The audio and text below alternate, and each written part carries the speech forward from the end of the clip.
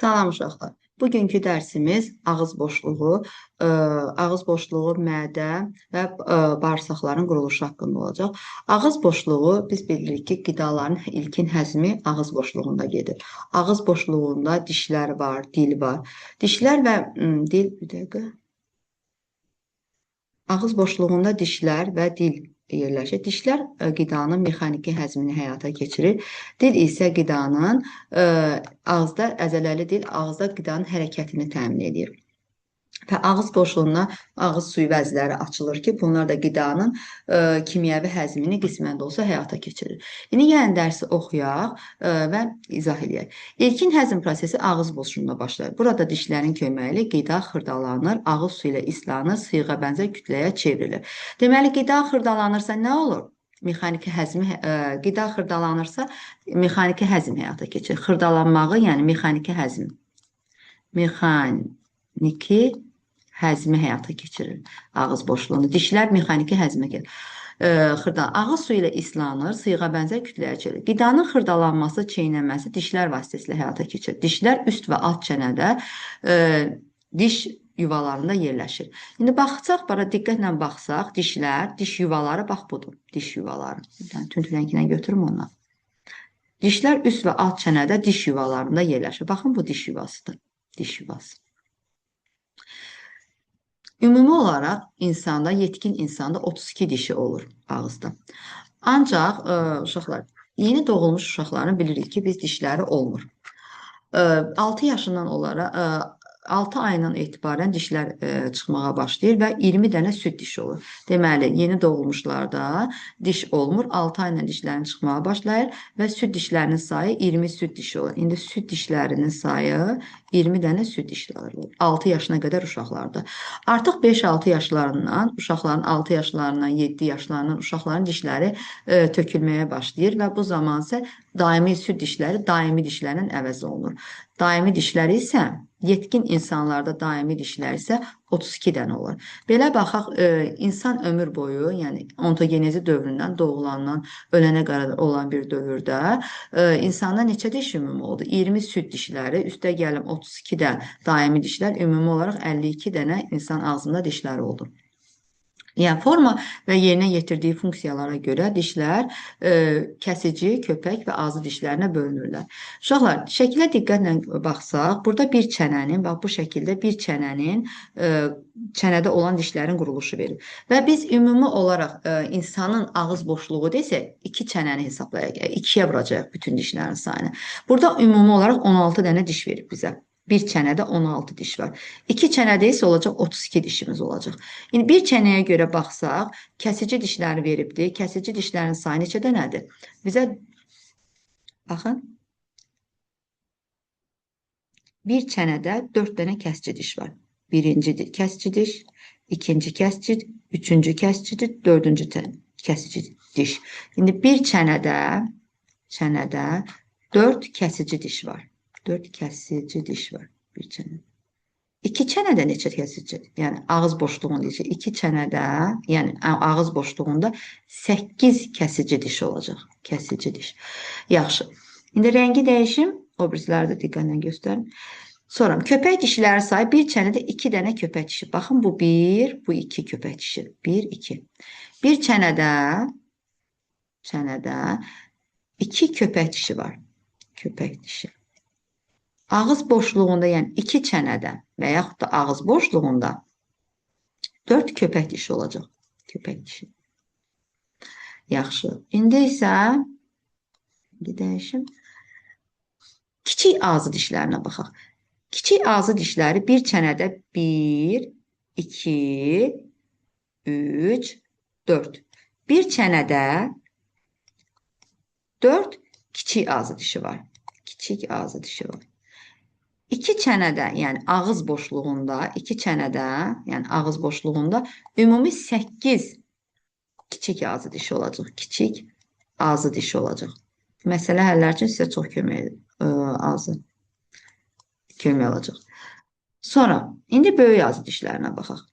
Böyük ağzı dişləri isə bir çənədə 1, 2, 3, 4, 5, 6 böyük ağzı dişi var. Bir çənədə 6 böyük ağzı dişi var. Böyük ağzı var. Qısa yazıram. 2 çənədə, yəni ağız boşluğunda nə qədər? 12 böyük ağzı dişi olacaq. Başa düşdük buranı. Sizin məsələ şərtlərində bir çənə verər, iki çənə verər və yaxud da ki, e, yarısını verər, 1/4 verər. Buna nisbətən həll edəcəksiniz. Bir də məsələlərdə ola bilər ki, öz diş növü ilə qonşu olan diş növləri, öz diş növü ilə qonşu olmayanlar. Baxın, məsəl üçün, burada köpək dişləri var. Öz diş növü ilə qonşudur, xeyr. Köpək dişinin bir yanında kiçik ağzı dişi dayanır, bir yanında kəsici diş dayanır. Və yaxud da kiçik ağzı dişinin biri yanında öz diş növü ilə qonşudur, bir yanındakı yox, böyük ağzı dişi ilə. Ağzı dişdir, amma böyük ağzı dişdir. Yəni belə qeyd edin, məsələ şərtlərində belə qeyd edin. Məsələn, dərsə davam edin. Dişlərin quruluşuna görə 3 hissədən ibarətdir.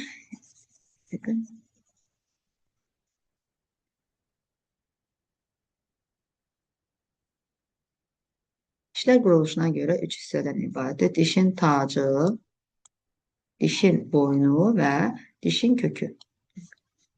Uşaqlar, biz dedik ki, dişin kökü bax bu hissəsidir. Götürün. Dişin kökü. Dişin çənədə olan hissəsi dişin köküdür. Dişin boynu diş əti ilə əhatə olunmuş hissəsi. Baxın, dişin əti ilə əhatə olunmuş. Və diş tacı isə bizim gördüyümüz hissədir. Dişin tac hissəsidir. Uşaqlar, dişin tacına diqqət etsək, sement qatı ilə, dişin tacı mina qatı ilə örtülüdür. Dişin tacına diqqət etsək, mina qatı ilə örtülüdür və dişi mina qatı bərk maddədir və dişi zədədən qoruyur. Deməli, dişin tacı mina qatı ilə örtülüdür. Amma dişin boynu və kökü isə sementlə örtülüdür. Dişin tacı mina qatı ilə örtülüdür. Dişin boynu və kökü, diqqətlə baxsaq, sementlə örtülüdür. Mina ancaq dişin tacında var. Dişin daxili hissəsi isə yumşaq toxumadan ibarətdir. Baxın, daxili hissəsi bu hissədir. Görürsünüz, yumşaq toxumadan ibarətdir. Və bura qan damarları ilə zəngindir. Sinir ucları ilə zəngindir. Şəkilə oxuyaq bir dəqiqə. Burada dişin köküdür. Dişin kökü bu hissələrdir. Dişin kökü. Baxın, bu dişin kökü. Bu çənə sümükləridir. Bax, buralar çənə sümükləridir. Çənə sümükləri. Diş əti şəkildə gördüyünüz sement qatı. Bax, bu dişin sement qatı. Bu isə dişin tacıdır. Dişin tacı isə mina qatı ilə örtülüdür. Dişin tacı. Yaxşı. Şəkildə burada göstərilir ki, bizə burada kəsici, köpək, kiçik ağzı dişi və böyük ağzı dişlərin quruluşu göstərilir. Bunlara diqqətlə öyrənək. Yəni, insan kəsici və köpək dişlərinin köməyi ilə qidanı dişləyir, ağzı dişləri isə çeynəməyə, xırdalamağa kömək edir. Deməli, qidanı nə ilə dişləyirik? Kəsici və köpək dişlərinin köməyi ilə. Baxın, bu kəsici ön dişlərdir. Bunlarla dişləyirik qidanı. Ağzı dişləri isə çeynəməyə kömək edir. Sonra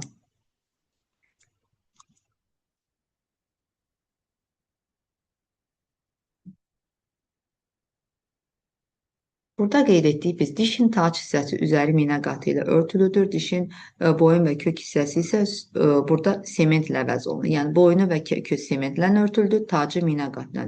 Dişin daxili hissəsi diş özəyi və yumşaq toxuma vardır. Burada həmçinin qan damarları və sinir ucları ilə zəngindir. Sonra şəklə baxsaq, baxın bu hissəni deyir. Bax, burada dişin qan damarları və sinir ucları var. Bunlar dişi qidalandırır. Qan damarları və sinir ucları dişli qan damarları qidalandırır. Və biz dişimiz ağrıdığı zaman, həkimə gedən zaman, bax, siniri buradan, diş sinirlərini çıxardır. Diş siniri çıxandan sonra diş qidalanmır. Qidalanmadığı üçün bir müddətdən sonra diş öz-özünə tökülməyə başlayır, qırılıb tökülməyə başlayır. Sonra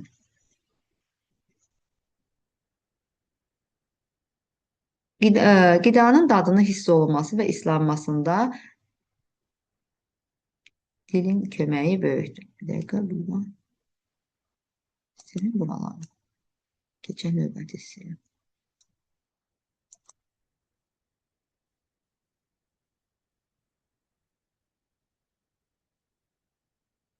Sonra deyir, qida ağız boşluğundan udulağa, sonra isə qida borusuna ötürülür.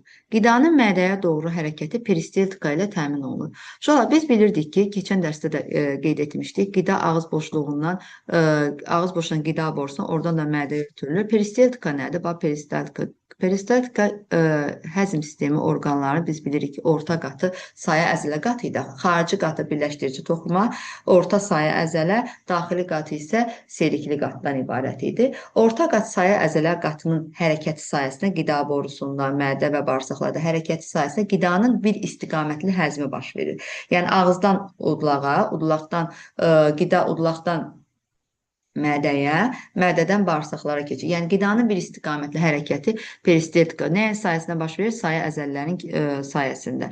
Həzm orqanlarımızda olan orta qatında olan saya əzələlərin sayəsində baş verir. Bu şəkilə diqqətlə baxsaq, şəkildə qida borusu verib, burada qida borusu mədəmizdir. Bu mədənin en kəsiyidir, yəni daxili hissəsi, görürsün, mədənin daxili hissəsi qırışlıdır. Mədənin xarici hissəsi birləşdirici toxuma qatından ibarətdir. Xarici hissəsi daxili selikli qişadan ibarətdir. Daxili hissəsi qırışlıdır, selikli qişadan ibarətdir. Orta qatı isə əzələ qatından ibarətdir. Əzələ qatları uzunluğa, boylama, enli əzələlər vardır burada. Və bu da əzələlərin funksiyası nə idi? Hərəki funksiya yerinə yetirdi. Mədədə qidanın qarışmasına kömək. Əzələlərin növbəli olaraq yığılması sayəsində qida hissələri, hissəciyi mədədə qarışır. Sonra burada qaraciyəri göstərir. Qaraciyər öd hazırlayır. Bax, burada öd kisəsidir. Görürsünüz, qaraciyərdən ödün hazırlanması. Bu isə mədə-altı vəzidir. Mədə-altı vəzi və qaraciyərin axarı gəlib hara açılır? 12 barmaq bağırsaq. Baxın, 12 barmaq bağırsaq mədə-altı vəzindən gəldi. Bir də qaraciyərdən, mədə-altı vəzi və qaraciyərdən 12 barmaq bağırsağa axar açılır.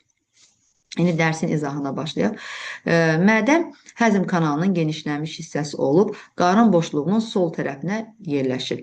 Onun daxili qatını əmələ gətirən selikli qişa büküşlüdür, çoxlu sayda vəzlərlə zəngindir. Baxın, daxili qatı bax budur, qırışlıdır, büküşlüdür, çoxlu sayda vəzlərlə zəngindir. Uşaqlar, selikli qişada 3 tip hüceyrə var. Baxın, bura yazın. Selikli qişada 3 tip hüceyrə var. Bunlardan birincisi əsas hüceyrə adlanır. Əsas hüceyrədən fermentlər sintez olunur. Ferment hazırlanır. Sonra əlavə hüceyrə və hüceyrə. Əlavə hüceyrə selik hazırlayır. Mədənin daxilinə gedən proseslərdir. Bir də örtük hüceyrə. Örtük hüceyrə isə xlorid turşusu hazırlayır. Belə qısa yazım, xlorid turşusu hazırlayır. Örtük hüceyrə. Bunların funksiyası bunlardır. Sonra yetkin insanın mədəsi 1,5 litr qida kütləsini tuta bilir. Mədə hüceyrənin ifraz etdiyi şirə sayəsində həzm olunan zülallar kiçik birləşmələrə parçalanır. Biz bilirdik ki, zülalların əsas həzmi harda gedir? Mədədə gedirdi. Zülalların həzmi, bu da mədədə hansı fermentin sayəsində? Pepsinin sayəsində. Pepsinin sayəsində zülalların həzmi gedirdi. Bir də burada xemozin də var ki, bu da süd zülallarının həzmini, süd zülallarının həzmi, süd yağların həzmi də mədədə gedirdi. Sonra. İndi isə silin bunlar nazik bağırsaqda həzmə keçir.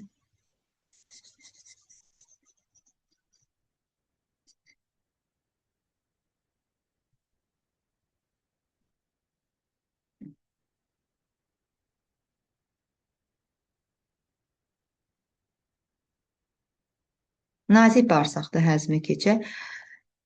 Uşaqlar, qida hissəcikləri mədədən sonra mədənin əzələlərin yığılması sayəsində nazik bağırsaq keçir və qidanın əsas hissəsi nazik bağırsaqda həzm olunur.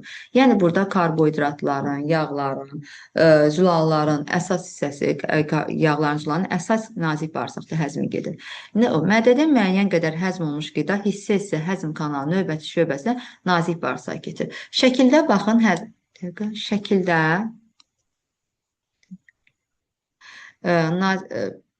Bağırsağın quruluşu burada əsas qalın bağırsaq, yoğun bağırsaq verib. Şəkildəki yoğun bağırsaq, nazik bağırsaq deyil. Nazik bağırsağı göstərim necədir? Baxın burada. Nazik bağırsaq buradadır şəkli. Baxın bu daxildə yerləşən bu var. Bu nazik bağırsaqdır içəridə. Amma xaricdəki isə yoğun bağırsaqdır. Nazik bağırsağın quruluşu budur.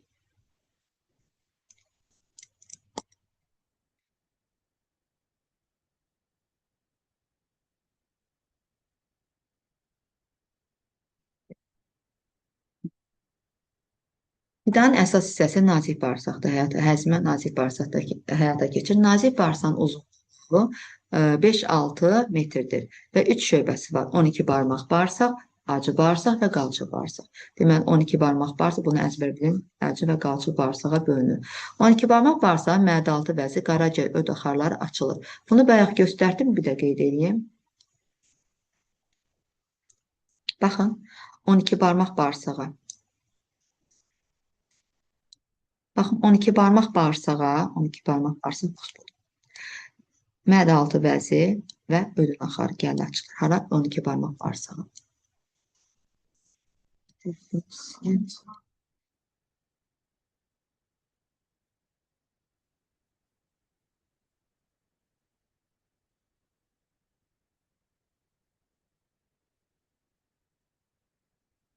Dəqiqə aşağı verin.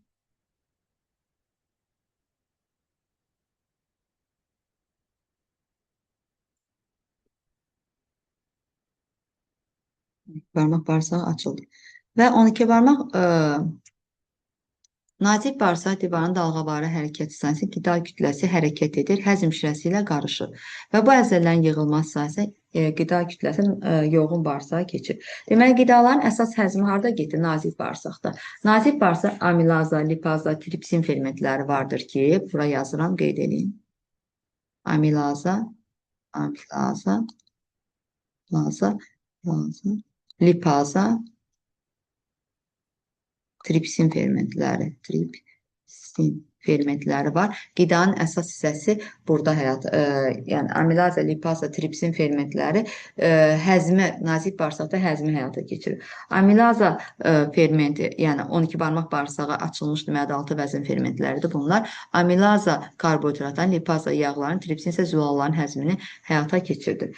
Qida nazik bağırsaqdan yoğun bağırsağa keçir. Yoğun bağırsaqda həzmin son hissəsidir. Həzm olmayan qida qalıqları nazik bağırsağın dalğavarı hərəkət nəticəsində yoğun bağırsaq ötürülür. Yoğun bağırsaq ümumi uzunluğu 1.5-2 metrdir və kör bağırsaq, çəmbər bağırsaq və düz bağırsaqdan ibarətdir. Yoğun bağırsaq, kör bağırsaq, çəmbər və düz bağırsaqdan ibarətdir. İndi göstərəcəm şəkildə onları. Yoğun bağırsaq kör bağırsaqla başlayır. Kör bağırsaq apendiks adlanır. Soxulcana bənzər çıxıntı adlanan soxulcana bənzər çıxıntı çıxır kör bağırsaqdan. Yoğun bağırsaq həzm olmamış qida kütləsi nəcis şəklində düz bağırsaqdan xaric edilir. İndi uşaqlar, mən yoğun bağırsağın yuxarıda şəklini göstərim və qeyd edeyim.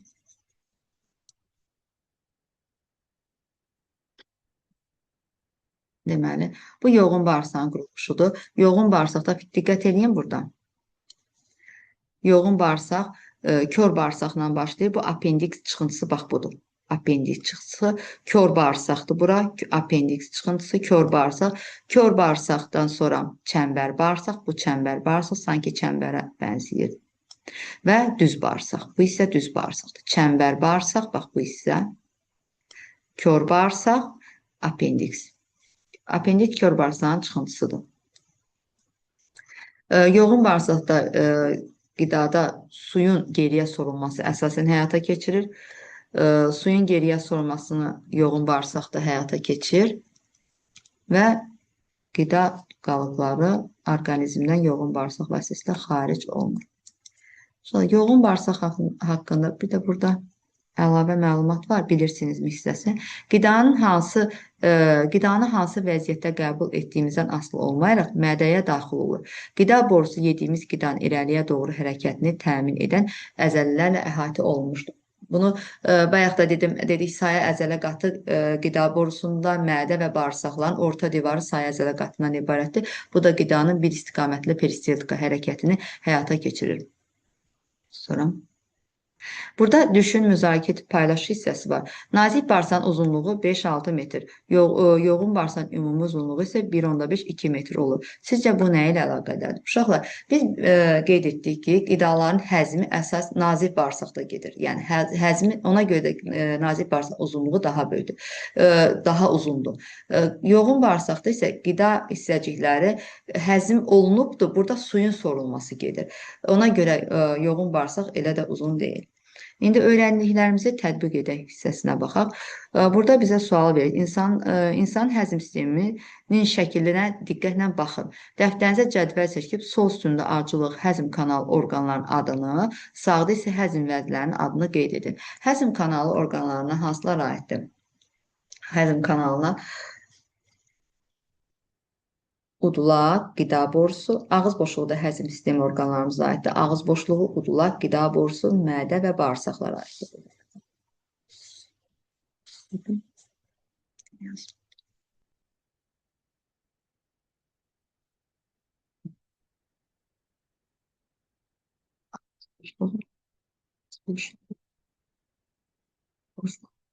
Udulaq, qida borusu, mədə və bağırsaqlar. Həzm vəzləri isə qaraciyər, mədə altı vəzin,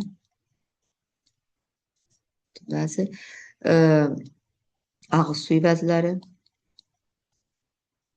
yəni tüpürcək vəzləri. Bir də həzm orqanlarımız selikli qişasında olan xırda vəzlər var. Həzm orqanlarımız daxildir. Xırda vəzlər, selikli qişa.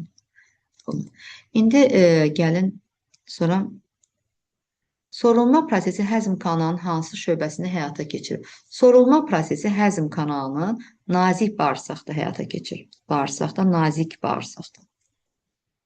Qida mexaniki kimyəvi həzmi nə deməkdir? Mexaniki həzmi qidanın dişlər tərəfindən xırdalanması, kimyəvi həzmi fermentlərin təsiri ilə qidanın həzmə uğramasıdır. Yəni mexaniki dişlər xırdalayır, kimyəvi fermentlərin təsiri. Hansı vəzlər həzm kanalından şirə ifraz edir?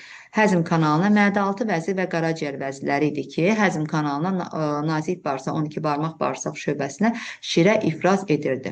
Mədə-altı, qaraciyər, mədə-altı vəzi idi. Nazik bağırsağın 12 barmaq şöbəsinə şirə ifraz edirdi. İndi öyrəndiklərimizi yoxlayın, çalışmalara baxaq. Nə üçün qidanı yaxşı çeynəmək və udanda tələsməmək lazımdır? Çünki qidanın ilk həzmi ağızda gedirdi deyə. Ona görə qidanı yaxşı çeynəmək lazımdır. İlk həzmi ağızda fermentlər biraz təsir göstərsin. Sonra tələsmədən udmaq lazımdır. Yəni tələsmədən udmaq lazımdır ki, yəni çox tez əgər udsaq qidanı tənəffüs borumuza da düşər, tələsərək, yəni qida yediyimiz zaman. Amma ilk olaraq nə üçün qidanı çeynəmək? Onun üçün çeynəmək lazımdır. İlk həzm ağızda gedir, ona görə də müəyyən qədər həzmə uğrasın qida. Yəni ikinci çalışmaya baxaq. Əgər yaşlı insanın, bunu yuxarı verim, rahat işləyə bilək məsələni.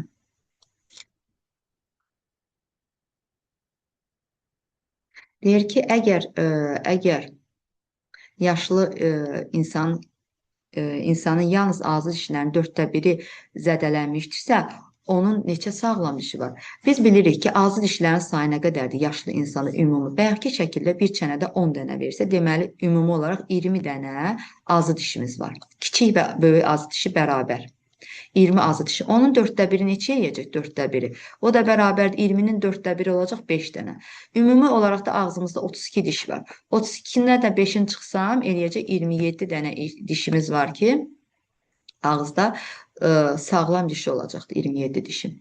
Niyə diş çıxarılanda qan gəlir və ağrı hissi olur? Onun üçün diş çıxaranda qan gəlir, ağrı hissi olunur ki, yumşaq toxuma zədələnir. Dişin ətrafında diş əti var, yumşaq toxuma zədələnir, sinir ucuları zədələnir və ağrını mərkəzi sinir sisteminə göndərir, sinir ucuları və yumşaq toxuma da zədələnir ki, qan damarları zədələnir və oradan qan gəlir ağızda.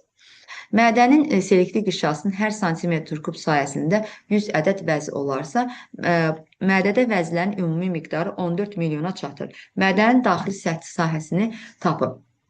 Onda biz bilirik ki, 14 milyona çatırsa, mədəni selikli qişasında 100 ədəd var. 14 milyonda nə qədər? 14 milyonu qeyd edək burada. 14 milyonu burada böləcəm ilk olaraq 100-ə. Çünki 100 ədəd vəzi sahəni tapmaq üçün. Və burada qalacaq 140 min. 1000 santimetr kubdur. Santimetr kvadratı daha doğrusu. 140 min santimetr kvadratı sahəni bizdən soruşur. Və bunu da metr kvadratı, əgər bizdən metr kvadratı ilə də soruşsa, orada eləyəcək 14 metrin kvadratı. Sonra sizcə nəyə görə mədənin daxili səthi sahəsi onun xarici səthindən daha böyükdür? Çünki mədənin daxili səthi böyükdür. Bura seliklə zəngindir.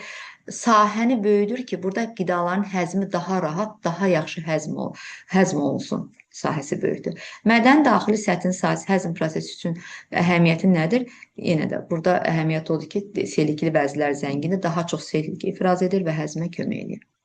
Dərsimiz bu qədər.